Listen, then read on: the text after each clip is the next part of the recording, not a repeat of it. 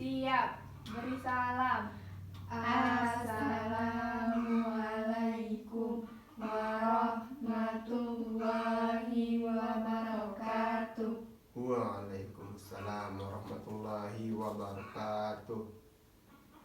Berdoa mulai. Selesai. Baiklah anak-anak, selamat pagi. Pagi. Bagaimana kabarnya hari ini? Alhamdulillah. Bapak absensi dulu ya. Ade Karina, Saya Pak. Ayesa Kiranti, Hadir. Fitri Abelia. Hadir Pak. Oh, berarti hari ini semuanya hadir ya. Hadir.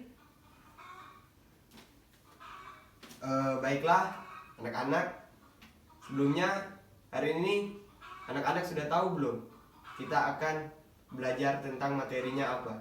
Belum. Oh, baiklah, materi kita pada hari ini adalah tentang ruang lingkup biologi. Sebelum kita memulai materi hari ini, ada baiknya kita melafazkan lafaz Bismillahirrahmanirrahim. Bismillahirrahmanirrahim.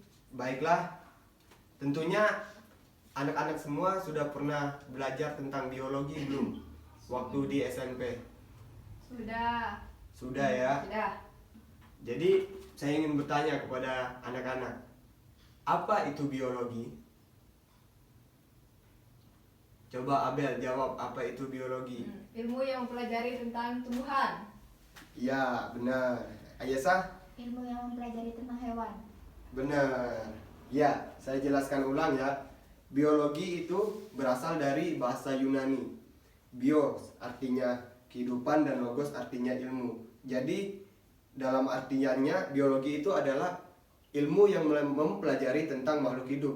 Jadi apa yang dikatakan Abel itu benar, karena tumbuhan juga termasuk ke dalam makhluk hidup, hewan juga termasuk ke dalam makhluk hidup. Jadi apa yang disampaikan oleh Abel dan Yesa itu sangat benar. Sebagai cabang ilmu, biologi cangkupannya sangat jauh dan sangat luas, meliputi pertama manusia, kedua tumbuhan, ketiga hewan. Itu termasuk ke dalam cabang ilmu dari biologi. Karena cangkupannya sangat luas dan sangat dalam, muncul lagi cabang-cabang ilmu baru dari biologi. Tentunya kita pernah mendengar cabang baru dari ilmu biologi seperti biologi murni, contohnya botani, zoologi, ataupun biologi terapan seperti perikanan, kedokteran, dan pertanian. Baiklah, saya akan membagikan 3 kelompok. Kelompok pertama akan menjelaskan tentang objek biologi pada tingkat organisasi kehidupan, tingkat individu. Kelompok kedua pada tingkat kompleks, dan yang ketiga sistem pengelompokan makhluk hidup. Jadi kelompok 1 Abel, kelompok 2 Yesa ketua kelompoknya, kelompok ketiga Adik Karina sebagai ketua kelompoknya. Jadi tolong teman-teman perhatikan video ini ya, simak dan diskusikan, hasilnya akan papar ke depan nantinya. Kakak. Terus apa sih itu biologi? Jadi perlu teman-teman tahu bahwa istilah biologi berasal dari bahasa Yunani, yaitu bios dan logos. Di mana bios artinya hidup dan logos artinya studi atau ilmu. Jadi biologi adalah ilmu pengetahuan yang mempelajari tentang makhluk hidup. Jadi kakak ulangi lagi, bahwa biologi adalah ilmu pengetahuan yang mempelajari tentang makhluk hidup. Nah, di sini kakak menampilkan gambar organisasi tubuh manusia, yang dimana ini merupakan tingkatan organisasi kehidupan pada level individu. Nah, seperti kita lihat di sini ada atom, molekul, sel, jaringan, organ, sistem organ, dan individu. Nah, apa sih objek kajiannya? Nah, yang pertama kita lihat pada tingkatan molekul. Jadi objek kajian pada molekul yaitu bidang molekuler. Jadi bidang molekuler ini mempelajari tentang makromolekul dan mekanisme makromolekul. Seperti apa? Yaitu replikasi gen, ekspresi gen, dan mutasi gen. Kemudian pada level sel atau tingkatan sel. Jadi objek kajian pada tingkatan ini yaitu sitologi. Jadi istilah sitologi yaitu merujuk pada bagaimana kita mengamati interaksi sel dengan sel lain atau pada lingkungannya, ya. Kemudian kita masuk pada jaringan.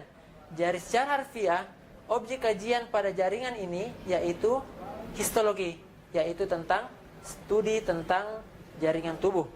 Ya, kemudian masuk pada organ. Jadi organ ini merupakan sekelompok jaringan yang berada pada tempat yang berbeda dan melakukan fungsi yang sama. Kemudian masuk pada sistem organ. Jadi sistem organ ini merupakan kumpulan-kumpulan organ yang bekerja sama yang melakukan fungsi tertentu. Kemudian masuk pada level individu itu sendiri. Jadi apa itu individu? Yaitu satuan organisme. Nah, selanjutnya kakak menampilkan gambar tingkatan organisasi kehidupan.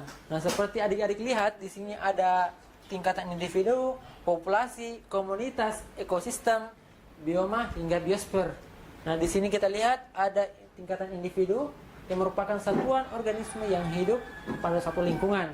Kemudian ada populasi yang merupakan kumpulan dari beberapa individu yang saling berinteraksi yang menempati suatu tempat dan waktu yang sama. Kemudian ada komunitas. Nah, komunitas ini merupakan kumpulan dari populasi yang hidup yang saling berinteraksi antara populasi satu dengan populasi yang lain. Kemudian masuk pada ekosistem. Ekosistem ini merupakan sebuah sistem yang terbentuk ketika suatu organisme itu saling berinteraksi dengan lingkungannya. Kemudian masuk pada tingkatan bioma yang merupakan kumpulan dari ekosistem membentuk bioma.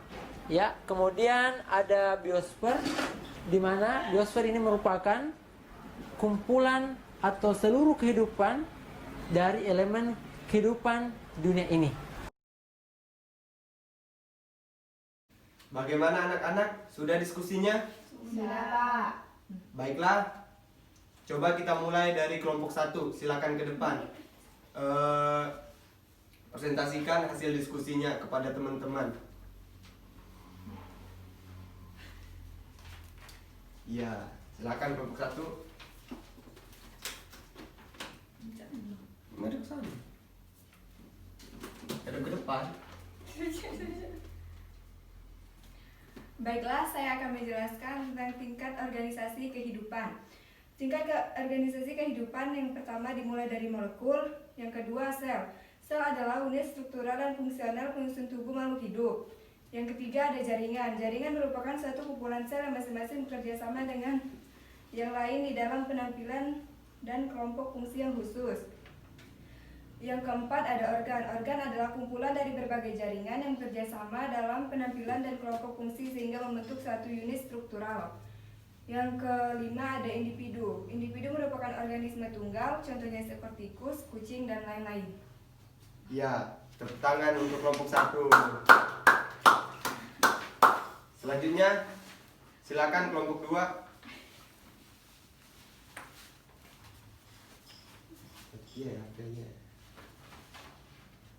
Saya akan melanjutkan penjelasan dari Abel tadi. Tingkat organisasi kehidupan kompleks. Yang pertama, populasi. Populasi adalah kelompok individu yang spesiesnya sama pada suatu lokasi tertentu yang membentuk sebuah populasi. Yang kedua, komunitas. Komunitas merupakan suatu tempat berkumpulnya bermacam-macam populasi yang berbeda spesies. Yang ketiga, ekosistem. Ekosistem adalah seluruh komunitas bersama dengan lingkungan fisik tempat semua makhluk hidup itu melangsungkan kehidupan. Yang keempat, bioma.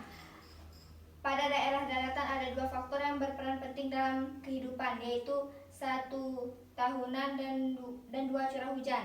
Selain itu, adanya variasi geografis ketinggian tanah dan garis lintang telah menyebabkan dataran berbagi menjadi sejumlah zona-zona habitat yang berbeda di sebuah bioma.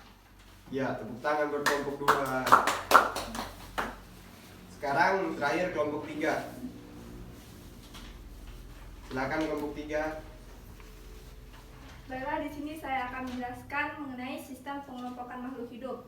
Di sini sistem pengelompokan makhluk hidup terdiri atas 5 sistem. Yang pertama dimulai dari sistem 2 kingdom, yaitu Plantae dan Animalia. Sistem 3 kingdom terdiri atas Fungi, Plantae, dan Animalia. Sistem 4 kingdom terdiri atas Monera, Fungi, Plantae, dan Animalia. Sistem 5 kingdom terdiri dari Monera, Protista, Fungi, Plantae, dan Animalia. Dan yang terakhir sistem 6 kingdom terdiri dari Archaebacteria, Eubacteria, Protista, Plantae, Animalia, dan Fungi. Sekian penjelasan dari saya. Ya, tepuk tangan buat yang ketiga. Baiklah, apa anak-anak sudah paham apa yang disampaikan oleh teman-temannya? Sudah. Iya, baik. Ada yang mau ditanyakan? Tidak. Baiklah, kesimpulan kita hari ini pada materi ruang lingkup biologi ini kita mempelajari tentang sejarah dari mana bahasa biologi itu berasal. Terus yang kedua, kita belajar tentang objek biologi pada tingkat organisasi kehidupan, maupun itu individu maupun itu kompleks. Dan yang terakhir, sistem pengelompokan makhluk hidup yang sudah disampaikan oleh masing-masing kelompok.